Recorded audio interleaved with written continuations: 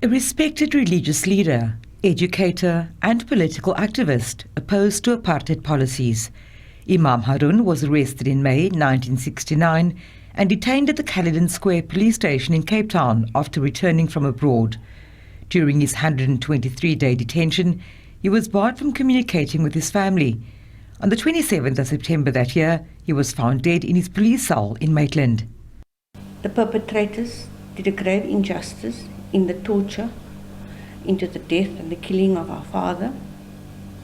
And as a family, we have the right to know what exactly happened.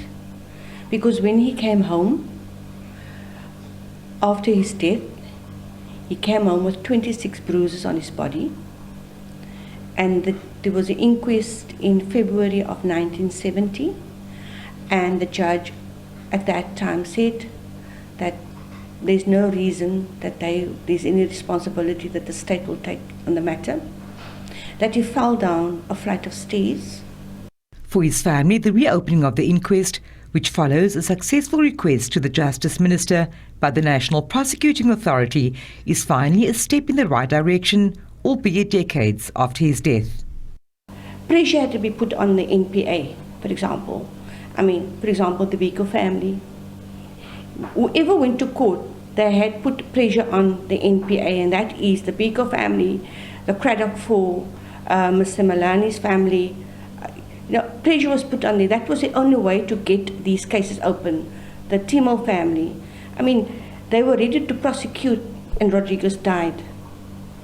They could have prosecuted him. They've been stalling the case, the matter, for so long while he was alive. Why did they stall? Parliament has recently heard that a probe is likely to be established to determine whether politicians interfered in attempts to prosecute apartheid-era crimes.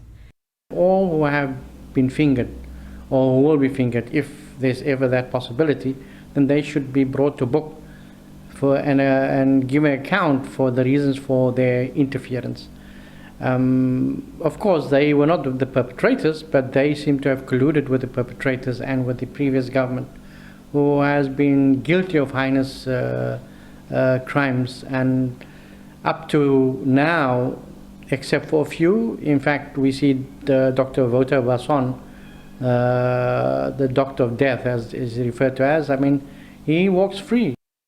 Imam Haron was the first editor of South Africa's oldest Muslim newspaper, Muslim Views, which was renowned for its resistance to apartheid.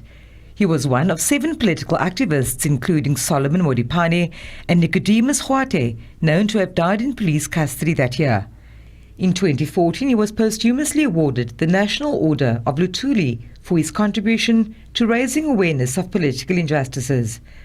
Welcoming the appointment, Western Cape Director of Public Prosecutions, Advocate Nicolette Bell, said the NPA has taken up afresh the plight of the families of the victims of apartheid atrocities.